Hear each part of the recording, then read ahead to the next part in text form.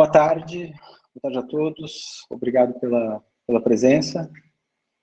A nossa ideia hoje dessa conversa é iniciar o painel em que nós vamos conversar um pouco sobre quais as lições aprendidas nessa pandemia, especialmente pela liderança das instituições, e como que isso vai ter um impacto mais marcante e mais contundente durante o resto da jornada de ensino e todo o processo de mudança que as instituições e o modelo de ensino como um todo estão sofrendo com base no que passamos.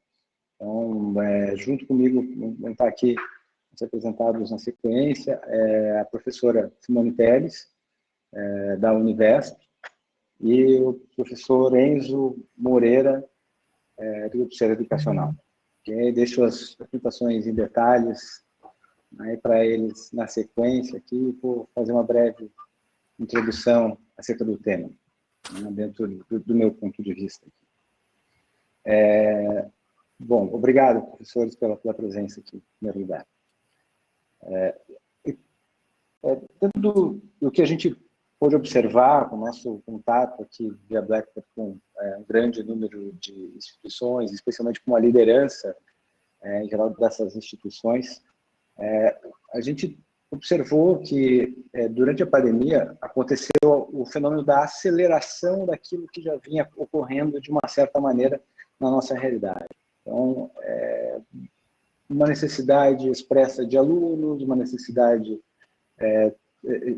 muito mais clara em cima daquilo que a pandemia nos limitou no contato e no método atual, ou no método que se usava para traçar todas as linhas de ensino e aprendizagem. Então, todos esses fatores nos levaram a acelerar drasticamente a mudança que se acontece com a instituição de ensino e com os estudantes também.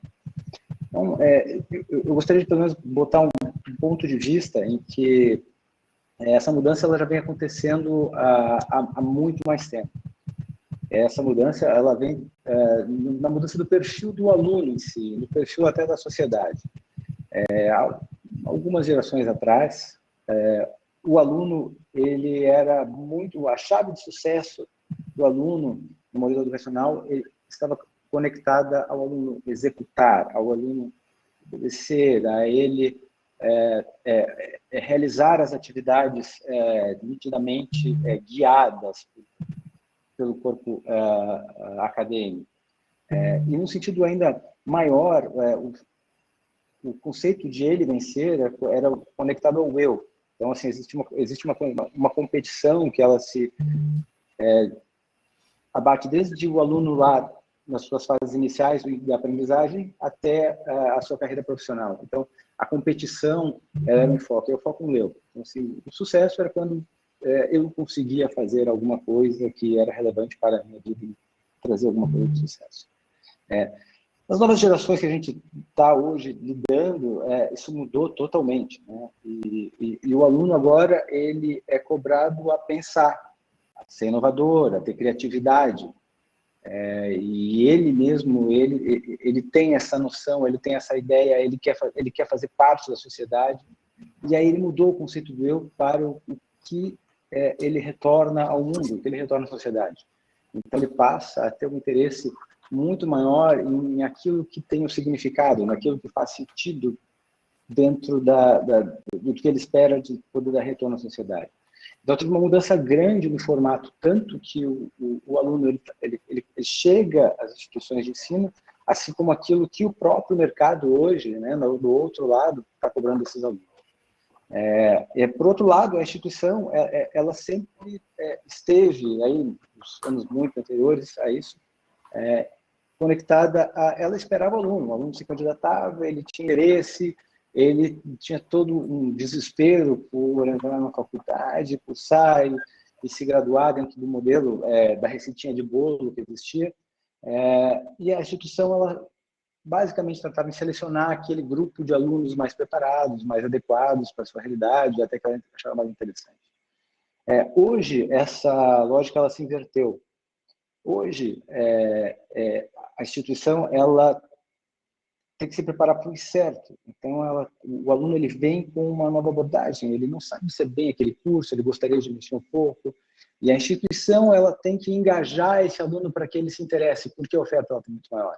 Então, um aluno, às vezes, de uma engenharia, ele pode, em determinado momento, entender que uma transdisciplinaridade, ele pode querer cursar disciplinas de psicologia e montar um currículo totalmente personalizado. E aí cai no nosso tema, né? A personalização desse ensino para esses alunos, e que agora, mais do que nunca, né, com a pandemia, ficou evidenciado. Então, desse ponto de vista, dado esse contexto, eu acho que a gente tem 5 dimensões para conversar um pouco mais. Essa dimensão que é do aluno, né, e a sua necessidade, a sua vontade, o seu perfil e aquilo que ele quer para o seu futuro, como ser humano mesmo, e hoje se fala muito disso. O segunda dimensão, que é do professor, e onde é que o professor ficou nessa mudança toda que aconteceu muito rápido? Porque o aluno foi conduzido, mas o professor não, ele seguia aplicando com muito sucesso o seu método, e de repente não é mais um sucesso. Então, o que aconteceu com esse professor de uma hora para outra, na pandemia, que ele, de ser uma sumidade na sua aula, de repente ele passou a ser uma pessoa que não dominava a ferramenta, não dominava o modelo. O que aconteceu com ele? Qual o desespero dele? O terceiro ponto, o mercado de trabalho, que novamente busca não só o conceito e a disciplina formal, mas também aquilo que a gente chama dos soft skills, né? As habilidades que os alunos têm de se adaptar, de crescer, de ser um cidadão, de integridade. São outras habilidades que esses alunos precisam ter nesse momento. Ainda no centro disso tudo fica a instituição, tendo que lidar com com os seus desafios financeiros, seus desafios de volume, seus desafios tecnológicos, o desafio até legal daquilo que é possível e que não pode. Então, ela fica correndo por tudo básico para tentar suportar isso. E, inevitavelmente, para que ela consiga fazer com que isso aconteça, ela tem que ter uma base tecnológica muito sólida, porque senão ela não vai conseguir dar vazão para esse volume, não vai conseguir gerir essa mudança e nem mesmo acompanhar a velocidade dos alunos e daquilo que passou durante a pandemia. Então, eu queria convidar vocês a falar dentro das suas experiências, especificamente passando por essas dimensões, né? E principalmente tocando naquilo que é personalização e uso dos dados, e como que vocês trabalharam isso, como que resolveram isso dentro das suas realidades. Bom, convido a professora Simone aí para começar com a sua apresentação aí e um pouco do seu ponto de vista. Obrigada, Regis, obrigada, Enzo. Boa tarde a todos, é um prazer enorme estar aqui. Eu vou começar falando um pouquinho da Univesp para vocês, né? Porque eu acho que o nosso bate-papo hoje ele se torna interessante, porque a gente tem a realidade de uma instituição muito jovem, pública, né? Junto com a realidade de uma instituição privada, que é o que o Enzo vai conversar com a gente também. Então, assim, pensando numa instituição jovem, pública, os desafios são enormes. E aí vocês vão entender depois, quando a gente começar a discutir sobre eles. Mas, assim, a Univesp, ela ofertou o seu primeiro curso de graduação em 2013. Então, ela é a primeira universidade estadual paulista focada em EAD. Tá? Então, nós temos como as co-irmãs a USP, a Unesp, a Unicamp, e também temos o Centro Paula Souza. Então, hoje, a Univesp ela tem 50 mil alunos, nós temos 374 polos no estado de São Paulo, o que representa uma participação nossa de 50% dos municípios paulistas, e também aproximadamente 90% da população do estado. Tá? O que acontece? Dentre esses 50 mil alunos, nós temos 3 eixos de curso. Nós temos o eixo de licenciatura, que é um eixo que ele vai focar para os professores da educação básica, né, ensino fundamental 1 e 2. Depois eu tenho o eixo de computação, que eu tenho engenharia da computação, também tenho um bacharelado integrado de 3 anos, né? E temos também ciência de dados. E agora um novo eixo que vem para o vestibular de 2022, que é o eixo de administração. O que acontece com a Univesp nesse contexto todo da pandemia? Na pandemia, como nós somos à distância, nós tivemos condições de ajudar muitas instituições. tá? Então, a gente disponibilizou o nosso conteúdo completamente à distância para quem quisesse utilizar, liberando todo e qualquer problema de direito autoral, e por isso a gente ganhou um prêmio da Unesco, por esse fato de colaboração. Além disso, a gente atendeu em torno de 270 mil pessoas. Então, quer dizer, se eu for parar para pensar, foram ali 220 mil pessoas a mais que a gente acabou atendendo, mas sempre abarcando os programas do Estado de São Paulo. Para vocês terem uma ideia, e aí é interessante quando a gente fala que ela é co-irmã da USP, da Unesp e da Unicamp, mas ela tem um perfil diferente, tá? Porque, assim, o perfil do nosso aluno, ele é muito...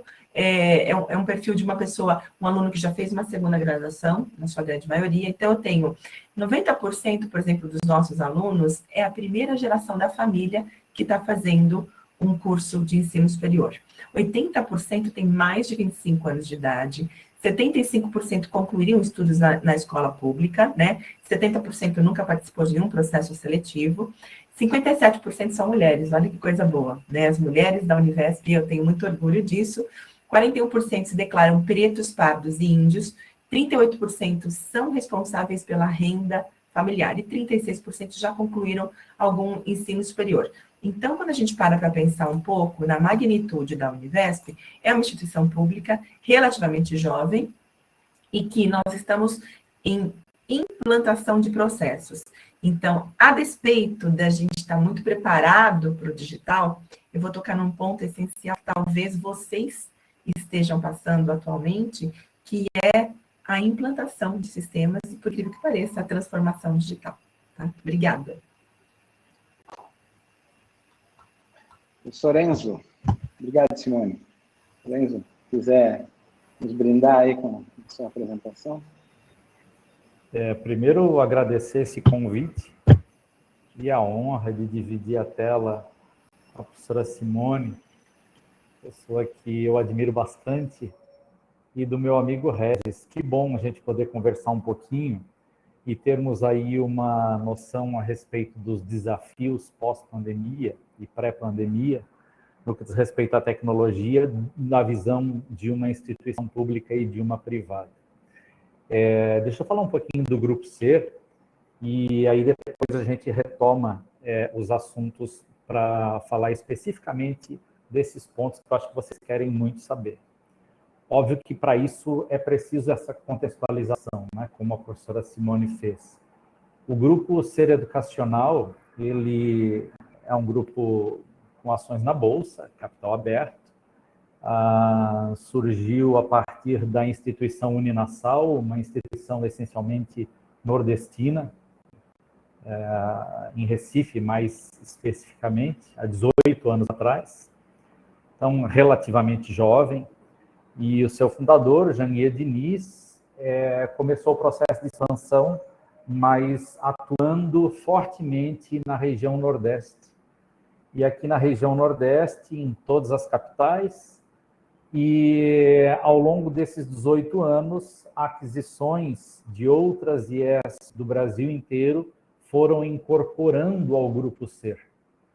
Então, o Grupo Ser hoje, com mais de 70 instituições de ensino superior espalhadas no Brasil inteiro, algumas específicas, não vou falar do nome de todas elas, mas a UNAM, no Pará, uma instituição já bastante antiga, quase 50 anos no mercado, seus programas de stricto são extremamente famosos. No Centro-Oeste, a gente tem a UNG, em Guarulhos, uma outra instituição com um programa de stricto sensu, com já uma jornada bastante longa, Univeritas, Uninabuco, Uninorte, e hoje aproximadamente um pouco mais de 200 mil alunos entre o ensino presencial e o ensino à distância. O ensino à distância apareceu um pouco mais tarde, 2014, 2013 para 2014. Eu sou de Santa Catarina, na verdade, e fui chamado aqui pelo professor Janguier em 2014 para tocar o projeto de ensino à distância do Grupo Ser Educacional. Isso há 6 anos atrás. Eu me lembro como se fosse hoje. Eu cheguei aqui com 400 alunos, um único curso, e 14 polos de ensino à distância. Hoje, o ensino à distância do Grupo Ser Educacional tem 100 mil alunos, são mais de 600 polos espalhados no Brasil inteiro, um portfólio de 60 cursos de graduação, mais de 140 cursos de pós-graduação em ensino à distância. Hoje a gente não tem o perfil de não chamar de ensino à distância, nós nominamos aqui como ensino digital, e vocês vão entender o porquê disso pelo programa de transformação digital, quando a gente começar a falar dos desafios, isso tem tudo a ver com o tema. E o ensino digital hoje, com um programa forte na área de saúde, temos cursos de enfermagem, farmácia, fisioterapia, nutrição, e nas engenharias também, bastante forte os programas de engenharia do Grupo Ser Educacional, com um programa de EAD que o mercado hoje chama de híbrido, né? Com essa hibridização, com parte das aulas práticas presenciais e aulas teóricas no formato online. Isso ajudou a construir esse programa de transformação digital e influenciou os outros programas do ensino presencial do grupo. E vai ser muito legal a gente conversar um pouquinho sobre isso. Não é, professor Regis, professora Simone? Tá certo. Obrigado, Nelson. Bom, eu queria começar colocando algumas questões para você, especificamente quanto a como era o contexto nas instituições antes e depois da pandemia. Na verdade, contextualizar um pouquinho como é que foi a mudança, né? Como é que foi esse processo, né? E também as mudanças, como é que foi o impacto do isolamento social, né? Tanto na questão do ensino-aprendizagem, como até mesmo na questão das instituições, né? De como isso foi trabalhado para que o impacto pudesse ser minimizado. Fique à vontade, professor Simone. O microfone está no mudo, é isso. Para a gente foi relativamente tranquilo, porque nosso currículo, e nós nascemos para ser uma universidade à distância, então as adaptações que nós tivemos que fazer foram as provas, que aí não foi um momento tranquilo, porque assim, que sistema usar e o que usar, né, para não cair, e a gente fez uma opção, porque diferentemente da esfera privada, né, na instituição pública, qualquer aquisição que eu tenha que fazer é via licitação pública. Imagina abrir uma licitação pública para qualquer coisa em meio de uma pandemia. Então, aí a gente foi buscar as parcerias, a gente acabou utilizando o Google, porque a gente partiu do princípio, se caiu o Google, aí acaba de vez, né? Então, foi justamente o que a gente fez, a gente foi para um lugar mais seguro. E aí a gente transformou. Então, a primeiro desafio foram as provas, e depois foi trazer todo o time para a distância, mas estava todo mundo muito acostumado, né, a trabalhar desta forma. Então, um aluno que frequentava o polo, ele começou a ir para casa, o nosso funcionário também, mas a gente estava muito acostumado a trabalhar na nuvem. O que para a gente foi um grande diferencial, que culminou com a pandemia, foram a implantação de novos sistemas, incluindo a Blackboard, né, porque nós não tínhamos a Blackboard antes da pandemia. Então, a gente acabou passando pelo momento de implantação de sistemas. Hoje, se a gente for parar para pensar, porque a gente tem inúmeras dúvidas sobre quando retomar, né? Principalmente na esfera pública, no ensino superior. Então, assim, como será a nossa avaliação e como será a nossa dinâmica, por exemplo, dos projetos integradores, que são os nossos momentos muito fortes no polo, onde o aluno vai a campo. Então, hoje, a gente fez uma dinâmica diferente, por exemplo, dos polos, em que um aluno de São Vicente, ele pode estudar com um aluno de São José do Rio Preto. E a gente tem projetos belíssimos, coisa que não acontecia antes, porque eu focava no polo e no desenvolvimento regional. Hoje eu posso trabalhar problemas regionais, trabalhar a solução deles, mas com equipe muito multiculturais.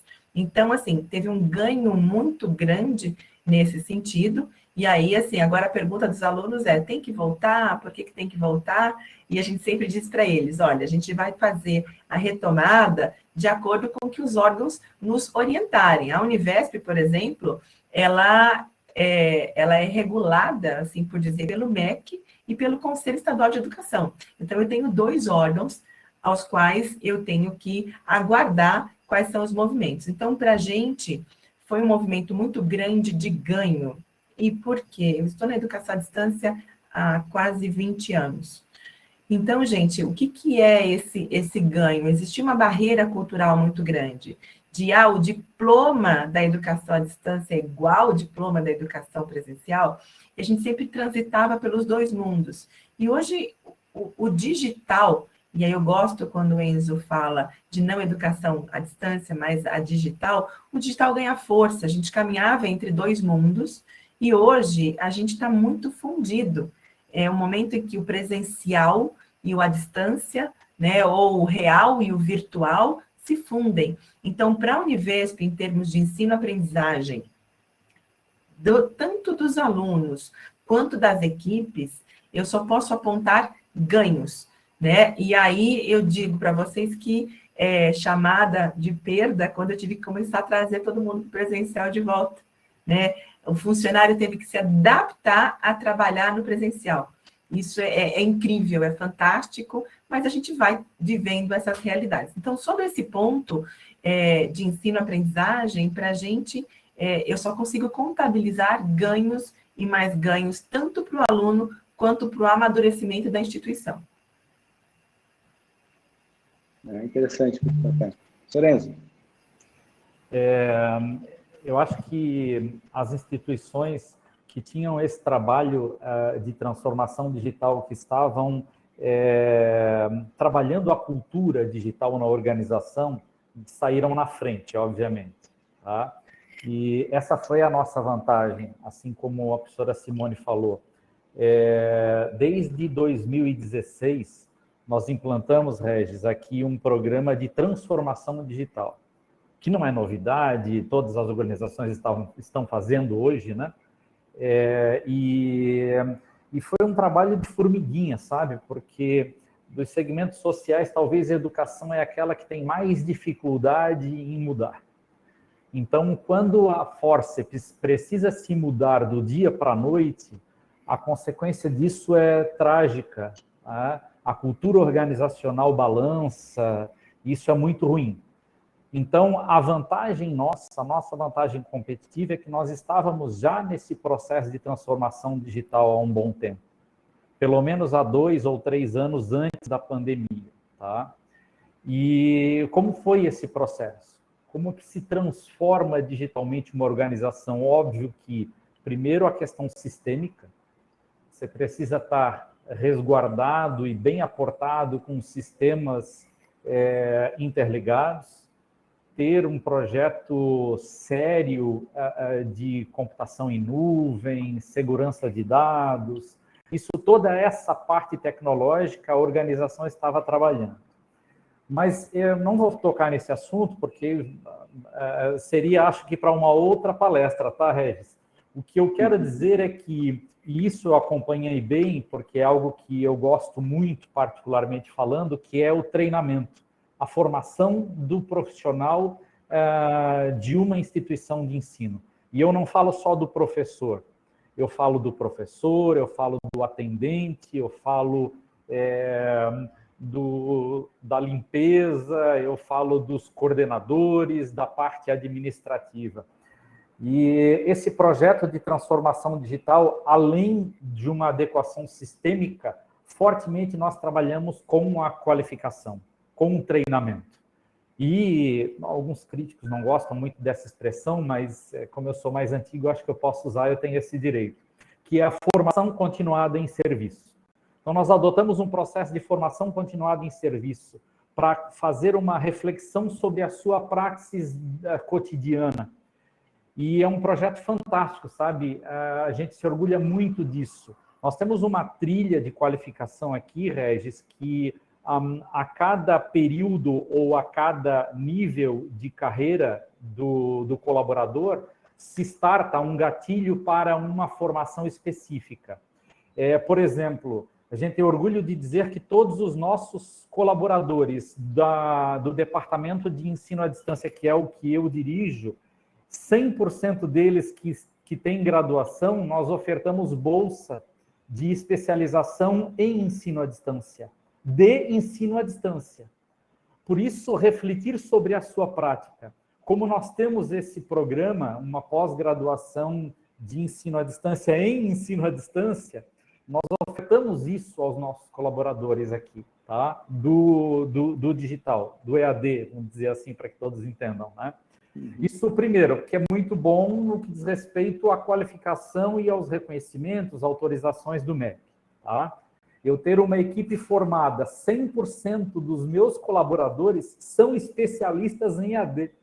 E eu não falo de uma equipe pequena, não. A gente tem mais de 1.000 colaboradores só no departamento de ensino à distância. Estou falando aí do administrativo, dos tutores, dos professores.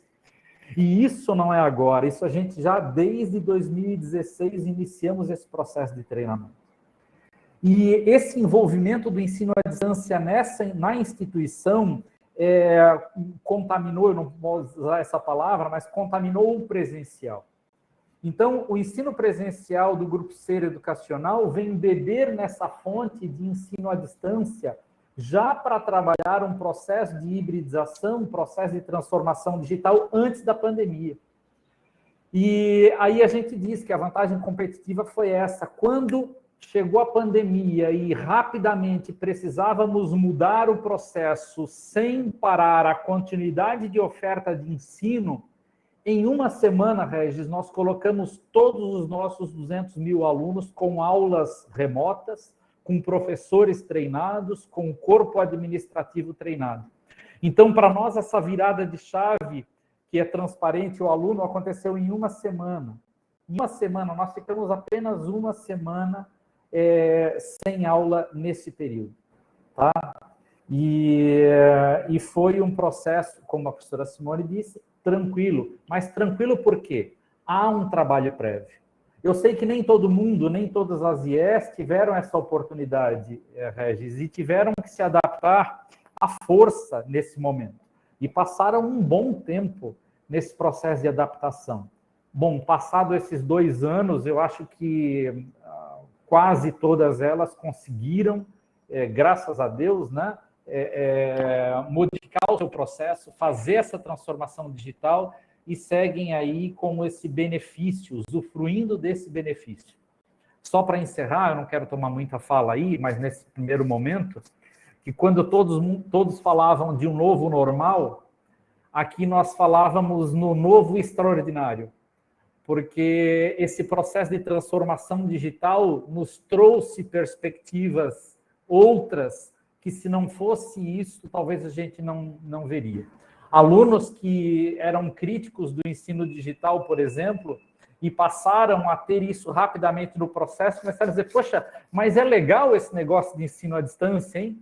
Porque eu tenho mobilidade, eu não preciso perder mais 2 horas de trânsito todos os dias, eu, com as aulas assíncronas, eu gerencio o meu tempo, eu consigo estudar de madrugada, ou eu consigo estudar de manhã, eu tenho uma possibilidade de construção maior. Então, a gente tem essa perspectiva de estarmos no momento do novo extraordinário, isso que a gente costuma dizer. Excelente, Enzo. Acho que, juntando aí os comentários de vocês dois, eu posso... enquanto que existem ainda alguns passos que a gente precisa... um caminho que a gente precisa trilhar aí, na educação como um todo, né, principalmente naquilo que diz respeito ao engajamento do aluno e especificamente em como garantir isso, como motivar o aluno, mas também, pelo outro lado, como comprovar que esse aluno está participando, como garantir aí com tecnologia que é ele mesmo fazendo teste, fazendo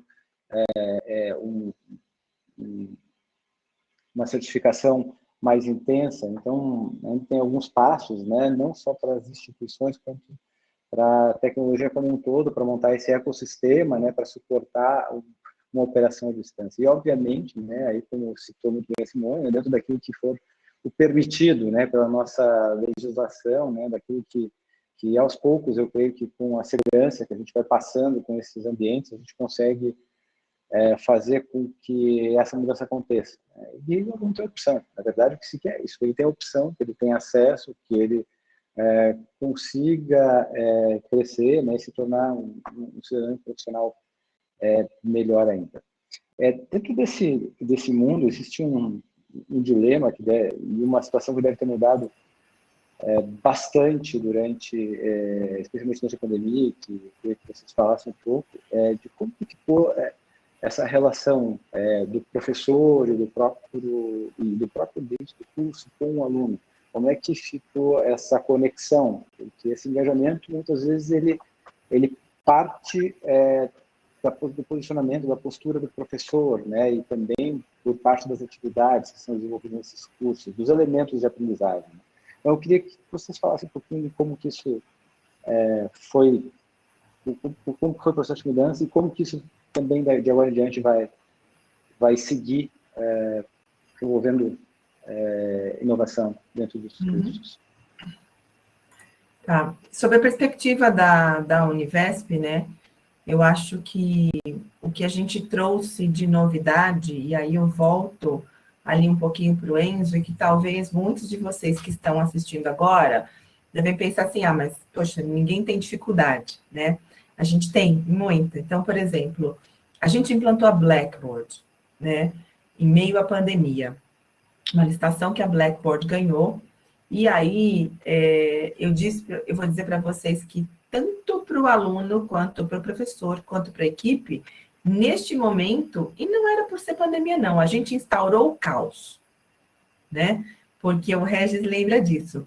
Por quê? Porque mudança, gente, a mudança traz um desequilíbrio, uma necessidade de uma nova acomodação, né? Então, a gente com a Blackboard, por exemplo, a gente redesenhou o currículo e a gente redesenhou as estratégias de ensino-aprendizagem e de monitoramento, né, de gestão da aprendizagem. Então, é importante que vocês entendam que a Univesp ela não mudou o que é ensinar e o que é aprender. O nosso foco está sempre no aluno, a gente trabalha com currículo baseado em problemas, só que a gente conseguiu ter à nossa disposição uma tecnologia muito arrojada. Eu gosto de dizer, e aí eu não vou dizer o sistema que eu tinha anteriormente, porque o problema não era o sistema, o problema era a maneira com que a gente faz aquele cambalacho. Eu hoje aconselharia vocês assim, compra um sistema na nuvem, tudo bonitinho, deixa o Regis não dormir à noite se cair o sistema, né? É o que eu falo para todo mundo, Regis, que bom que você está acordado 24/7, porque aí eu posso descansar.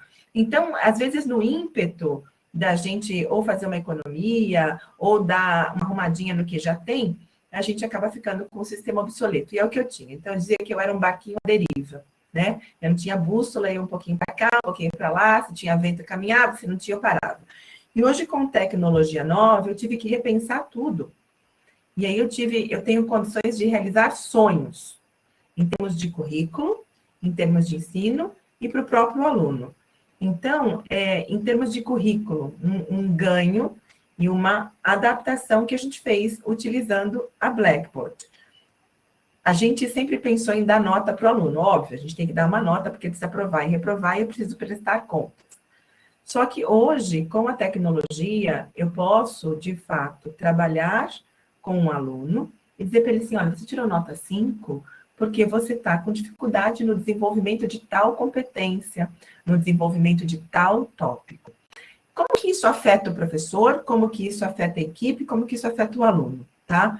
Então, por exemplo, a equipe, nós temos uma equipe só que elabora material didático, né? Os professores são contratados da USP, da Unesp, da Unicamp, e aí eles trazem tudo em impresso e a gente transforma no digital.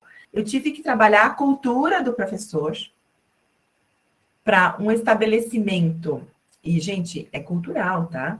Eu estou com doutores, independe de título, mas para você dizer para a pessoa, olha, a partir de agora você consegue mapear aquilo que na sua sala presencial você não faz, e aí você precisa dar para mim essas pistas, ou seja, você precisa me dizer, eu tenho que ter os objetivos de ensino muito claros, muito bem desenhados, as tarefas precisam estar junto com os objetivos, que precisam estar junto com as competências, e depois eu pego tudo isso e ponho dentro de um sistema e apresento isso para o aluno, é uma mudança gigante, ela é muito abrupta, e ela é maravilhosa. Então, assim, o professor, junto comigo, porque eu me coloco nesse patamar, porque eu tive que entender, assinar, eu tive que aprender, né, sobre Blackboard, porque eu não tenho como implantar nada se a ferramenta não me permite. Então, eu, extremamente acadêmica, sou a mulher do material didático, mas eu tive que aprender de Blackboard, senão eu não consigo pilotar, né? E aí, o que acontece? Então, assim, a gente teve, a Univesp teve que estudar, a gente teve que aprender e trabalhar o professor, o desenvolvimento de novos conceitos, porque a tecnologia permite, e aí eu elaborei um material didático, primeiro eu capacito a minha equipe para entender como vai ser esse material e a ferramenta, discuto severamente o que é ensinar e aprender, esse é o foco é pessoas, tá? Não é ferramenta. O foco é o que é ensinar e aprender. E aí depois eu vou para o professor, capacito, e aí eu vou para o aluno. Para o aluno eu apresento um sistema novo, aí ele tem dificuldade de navegar, gente. É que nem quando a gente muda de escritório ou de casa. Né? Talvez você muda de casa, você vai guardar alguma coisa em algum lugar, você tem a memória da casa antiga. Você não consegue. Você mudou de escritório, você vai procurar a gaveta que era do lado direito e não do lado esquerdo. A mesma coisa acontece com o ambiente virtual. Então, o aluno teve que se adaptar a uma nova navegação, a uma nova cara, né? E ele também teve que entender que agora ele pode muito mais. Que agora ele não é só uma nota 5. Agora ele sabe, de fato, para que serve a avaliação. E o professor acompanhar. Então, esses movimentos, né, que foram gerados pela tecnologia, trouxe, e aí eu posso dizer, dentro do caos, porque não é fácil, trouxe ganho para o professor que entrou na Univesp para fazer esse trabalho, para a Univesp e para o aluno que hoje tem autonomia de olhar para o seu próprio processo. Tá? Então, tem ganho de novo, gente, não tem perda. Tem caos, mas muito ganho. Simone, que barato te ouvir, porque toda migração tem um custo, né? E o custo cultural da migração é muito alto. E esse não é mensurável. Não. Eu não consigo medir o custo cultural de uma migração. E o que você estava falando, eu estou me lembrando, porque nós passamos isso em 2015, 2014 para 2015, 2015. Em um ano, nós experimentamos aqui, ou melhor, em 2 anos, nós experimentamos 3 LMS. E cada vez que precisava mudar, era o caos, realmente é o caos. Eu não vou falar dos anteriores, mas aí, em 2015, final de 2015, nós implantamos, e depois de estudar muito, e aí eu tive que voltar a fazer um dever de casa, né? Opa, peraí, eu, um administrador, como é que estou me dando um luxo de errar pela segunda vez, a terceira vez eu não posso errar. E fiz um trabalho muito sério, de uma pesquisa muito bem estruturada para acertar no LMS. Não errem, gente, porque o custo de mudar é altíssimo.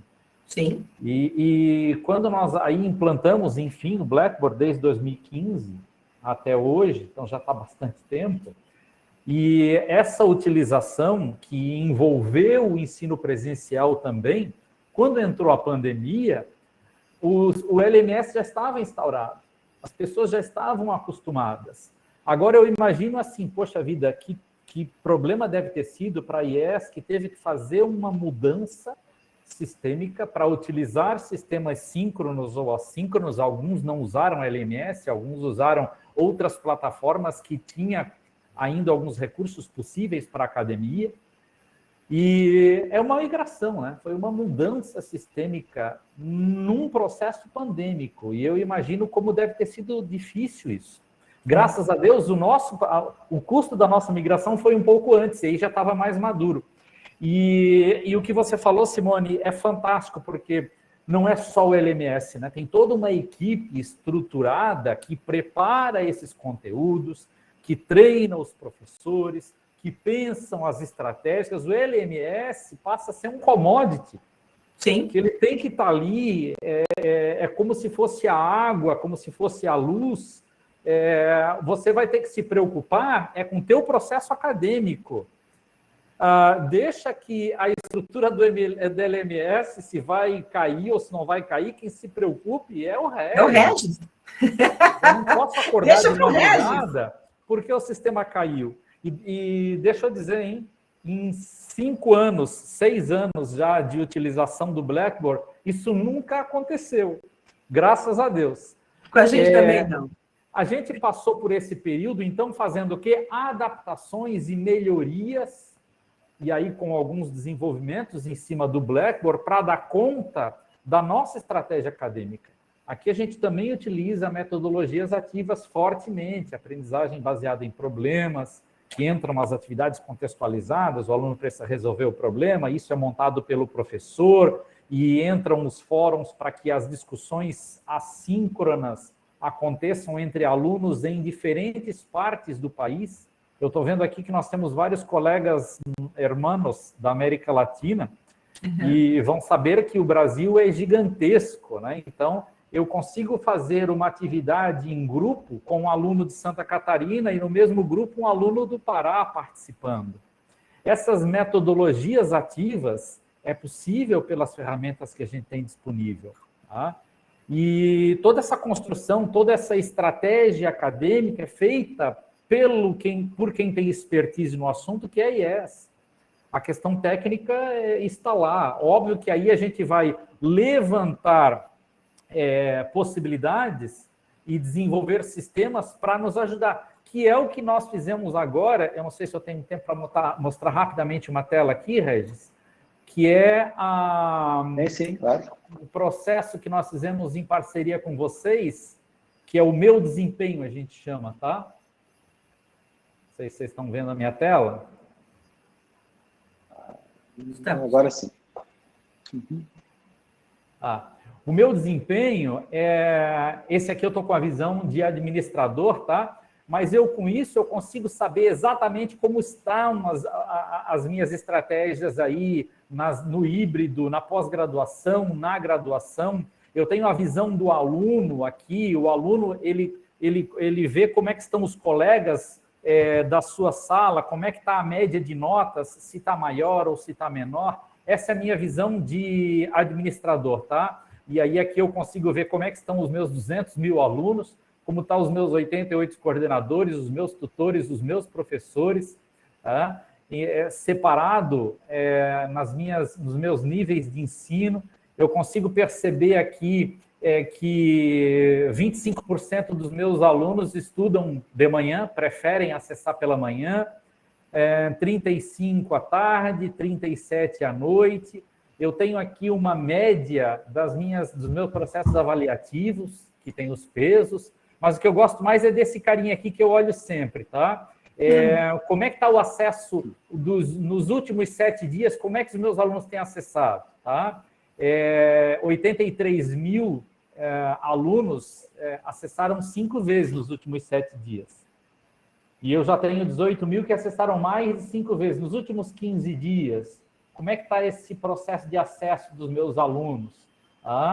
E depois de 60 dias, como é que eles acessam isso? Isso me dá uma noção estratégica, tá? Óbvio que eu tenho aqui a visão do coordenador de curso, como é que o coordenador ele está enxergando o trabalho dos tutores e dos professores, e aí os professores passaram a fazer home office, os tutores também, mas o meu coordenador continua sabendo como o professor daquela disciplina está atuando, como ele está acessando, quantas vezes ele acessa, da mesma forma o tutor.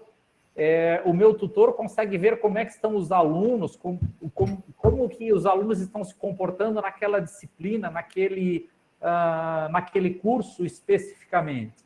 Então, esses detalhes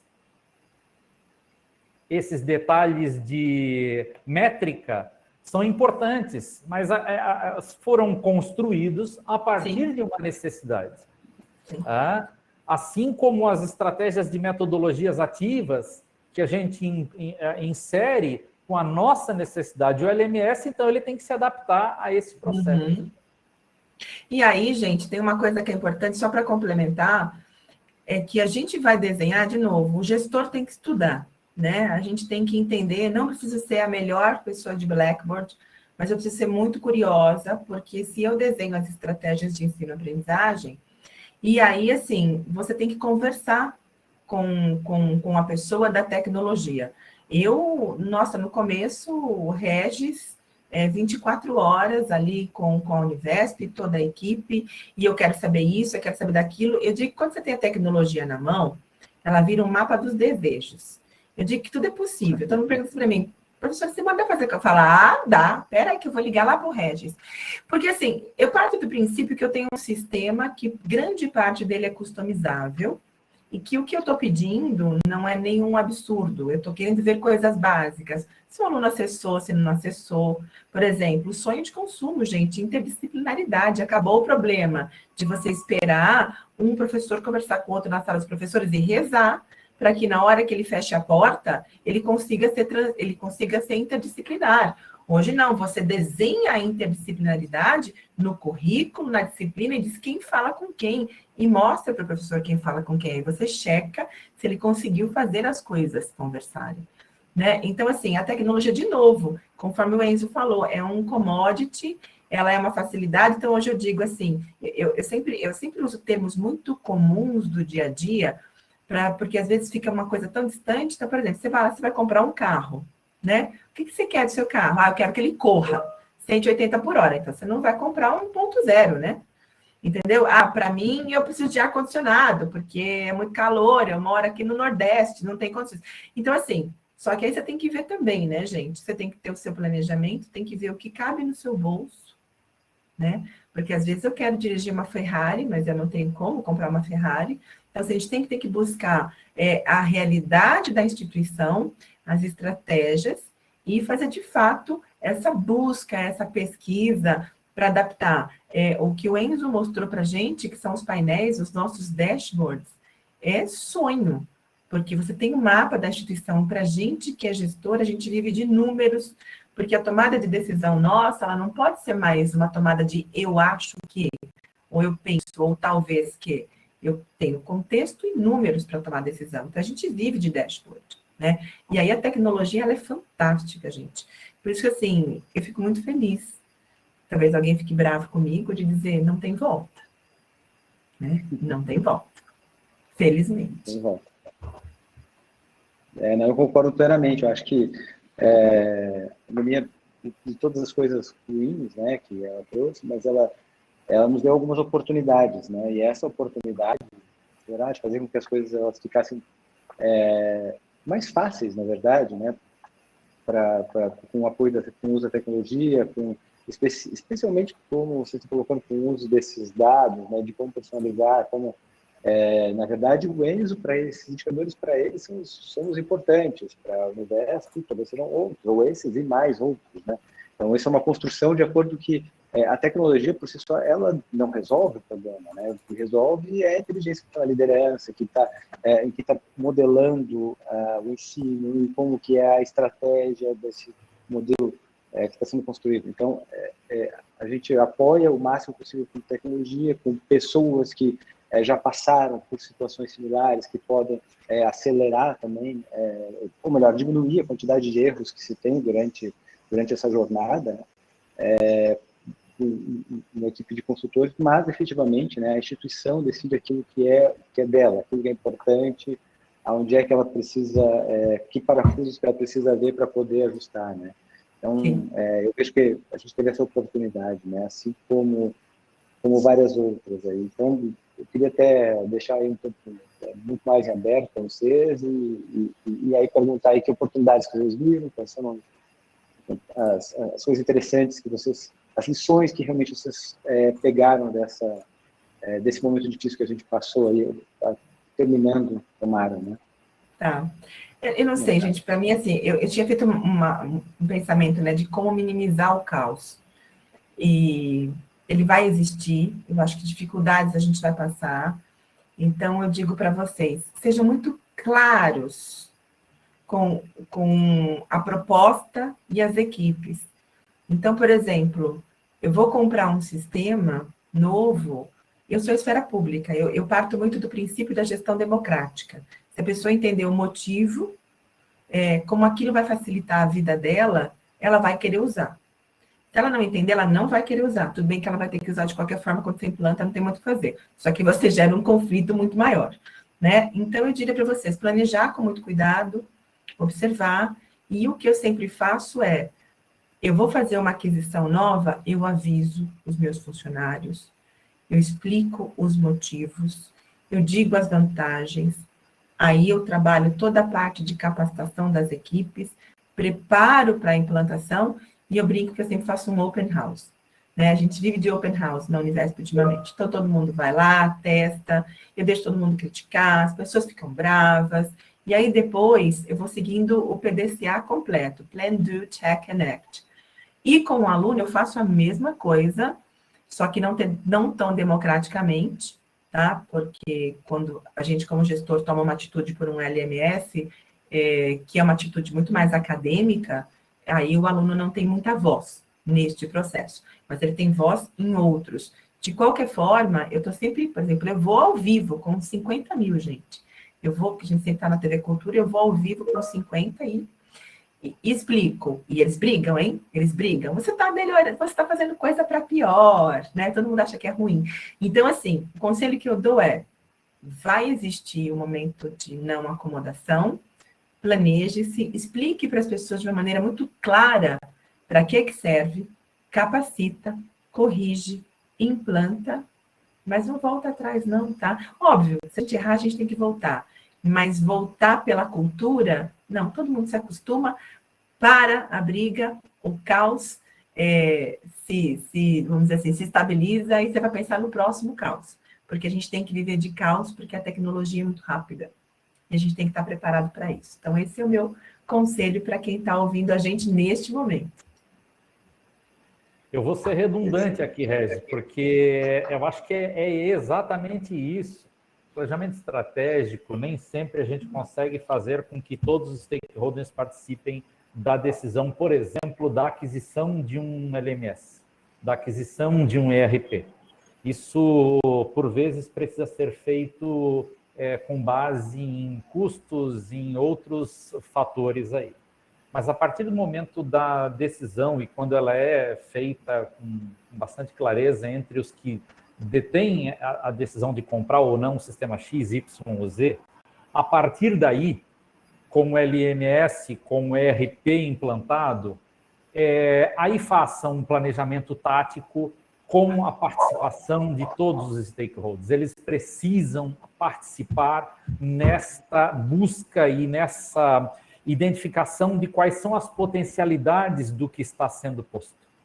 E quando se faz essa aquisição, geralmente vem uma consultoria que diz quais são essas possibilidades. Mas se os stakeholders não comprarem isso, se os professores, se os coordenadores, se os tutores não comprarem isso, isso não funciona. Não adianta, deixa eu falar, usar o que a professora Simone falou, não adianta comprar uma Ferrari se você vai usar como se fosse um Fusquinha. Se compra uma Ferrari, usa a Ferrari com todas as forças que ela tem. Vá numa autopista e bota o pé. Tá? Nós temos aí, por exemplo, e eu podia ficar falando aqui o dia inteiro sobre as várias ferramentas que a gente tem, tá? Por esses anos todos de uso, eu acho que eu tenho propriedade de falar, mas a gente tem algo fantástico, que é o CBE, por exemplo. A aprendizagem por competência que o Blackboard nos dá. Eu consigo saber nos meus alunos qual é a competência que lhes falta a partir do resultado das atividades que eles fizeram, porque eu vinculo competências e conteúdos às disciplinas, ou melhor, às avaliações, e aí ele me diz que, olha, Enzo, a disciplina, tudo bem que você passou com média 7, mas cuida porque a competência de de relacionamento de conflitos não foi muito legal para você. E eu posso te oferecer outros mecanismos para você desenvolver isso. Se você tiver afim, eu tenho esse curso livre, eu tenho esse outro curso. Então, Sim. esta aprendizagem adaptativa, a gente só consegue fazer hoje porque nós temos ferramentas que nos permitem isso. A gente só consegue fazer metodologias ativas de sala de aula invertida porque nós temos ferramentas que nos permitem isso. Nós conseguimos fazer um processo de gestão à vista, que é o dashboard que eu mostrei para vocês. Marjorie e Ana Lia estão ali, obrigado pela força na construção disso tudo. Mas eu só consigo fazer isso porque eu tive uma ferramenta que me deu esse suporte e eu fiz com que os meus colaboradores participassem nessa construção. Eles que vão me dizer, olha, é melhor usar dessa forma e não dessa, é melhor não usar dessa e dessa. E fazendo essa forma participativa, envolvendo todo mundo, a coisa dá certo. Não vou dizer que é um mar de rosas, Simone deixou claro isso. Tem problemas? Tem, óbvio que tem. Mas a gente consegue transpor esses problemas se a gente faz isso de uma forma aberta, clara e com a participação de todos os envolvidos. É isso, meu amigo Regis. Tá certo. Bom, em primeiro lugar, quero agradecer a participação do professor Enzo. Acho que a experiência de vocês, não só nesse processo de software, de tecnologia, de pandemia, mas também naquilo que vocês vêm desenvolvendo ao longo da experiência nas suas instituições durante esses anos todos, eles têm muito a agregar para a gente e eu acho que esse processo ele segue, né? A gente tem muito mais coisas para fazer, muito mais inovação, muito mais modelos para engajar aluno, para que se consiga aí fazer com que essa mudança com esse time de docentes e das próprias instituições seja cada vez mais claro e mais firme. Obrigado a todos que também nos assistiram aqui e nos vemos em breve de novo. Ok? Obrigado, hein? Mais.